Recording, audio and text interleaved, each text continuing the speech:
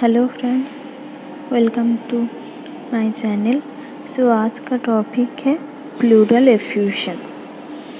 तो हम देखेंगे प्लूरल एफ्यूशन क्या होते हैं।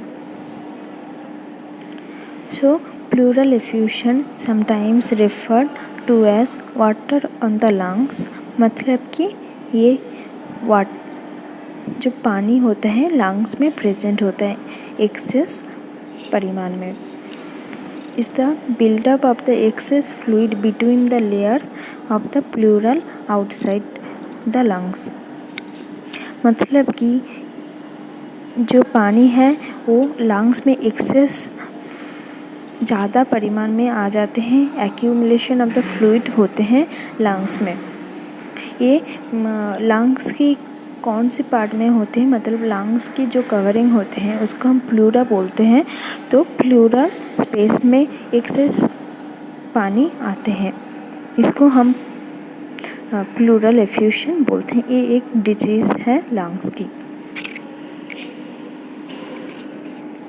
The pleura are the thin membranes that line the lungs and the inside of the chest cavity and act to lubricate and facilitate breathing। मतलब pleura जो कि है लंग्स की मेम्ब्रेन है, ये लंग्स को कवर करके रखते हैं, मतलब लंग्स के ऊपर स्तर पे है एंड चेस्ट कैविटी के अंदर ये प्रेजेंट होते हैं।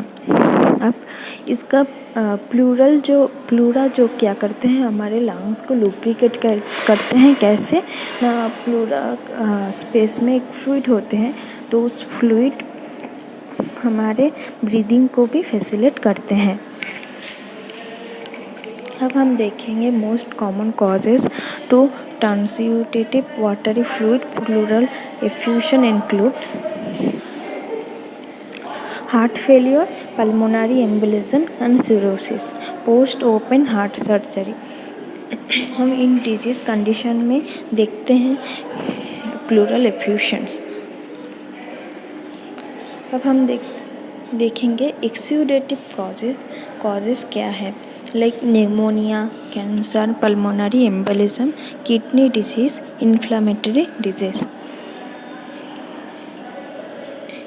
सिम्टम्स क्या रहते हैं प्लूरल एफ्यूशन में? कफिंग, शार्प चेस्ट पेन और शॉर्टनेस ऑफ द ब्रीथ। अब हम देखेंगे प्लूरल एफ्यूशन कैसे डायग्नोस्ड होते हैं, मतलब हम कैसे इस बीमारी को हम पहचान सकेंगे। Like chest x-ray, computer tomography scan, मतलब सीटी स्कैन जो होते हैं ऑफ द चेस्ट। देन आते हैं ultrasound of the chest, thoracentesis, a needle is inserted between the ribs to remove the biopsy और sample of fluid। मतलब कि हम बायोप्सी के द्वारा ये प्लूरल एफ्यूशन डायग्नोस कर सकते हैं। उस प्रोसेस को हम थोरासेंटेसिस बोलते हैं। Pleural fluid analyse and examination of the fluid remove from the plural space. Pleural fluid analyse से भी हम जान सकते हैं। अब हम देखेंगे मैनेजमेंट क्या है।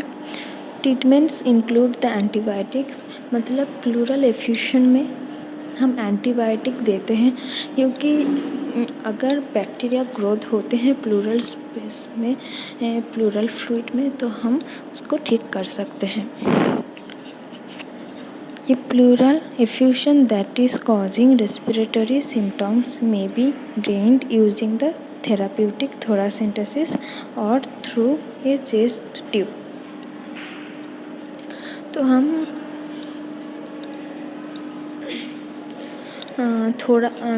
थोरासेंटेसिस से भी हम ठीक कर सकते हैं प्लूरल एफ्यूशन को। थोरासेंटेसिस में क्या होता है ना, एक्सेस जो फ्लूइड प्रेजेंट होते हैं प्लूरल स्पेस में, तो हम उसको निकाल सकते हैं थोरासेंटेसिस के माध्यम से। For patients with pleural effusion that are uncontrollable और recur due to a malignancy deposit drainage.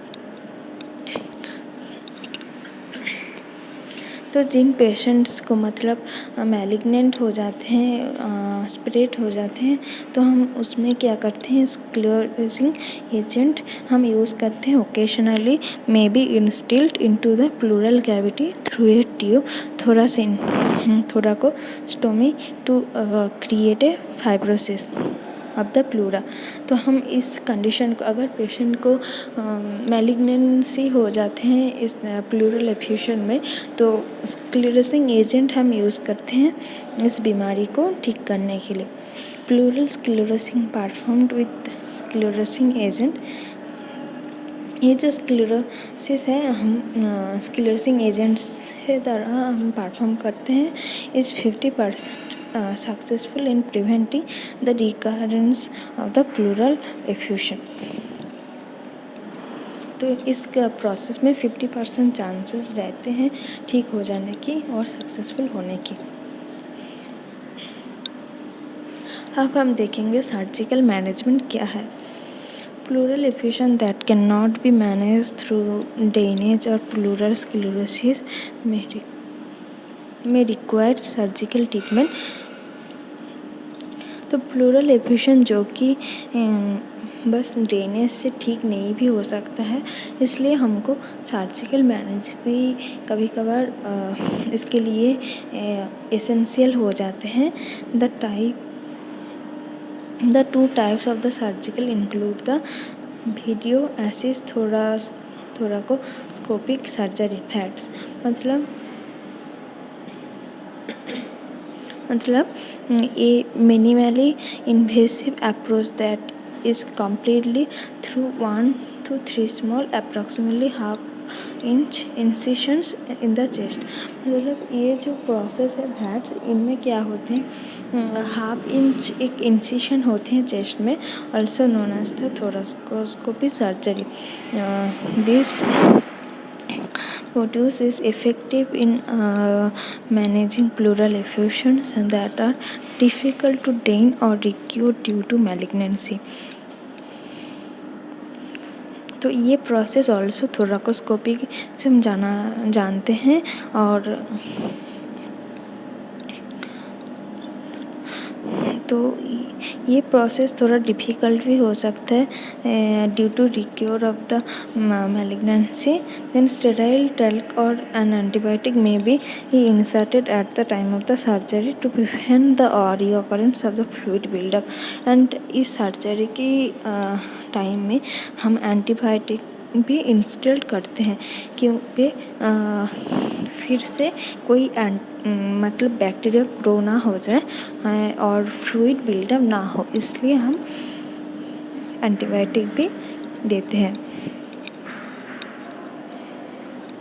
अब हम दूसरा प्रोसेस देखेंगे, thoracotomy, also referred to as the traditional open thoracic surgery. So इसमें क्या होता है ना, thoracotomy is preferred through 6 to 8 inch incision in the chest and is recommended for the pleural effusion when infection is present। सो हम इस process में 6 से 8 inch भी इंसिशन करते हैं। एंड ये थोरैकोटोमी हम तब करते हैं जब इन्फेक्शन हो जाते हैं।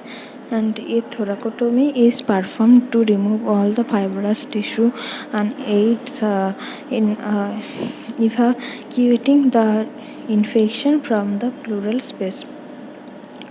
एंड हम फाइब्रस टिश्यू को भी हम निकालते हैं इसमें से, एंड इवैक्यूएटिंग द इन्फेक्शन।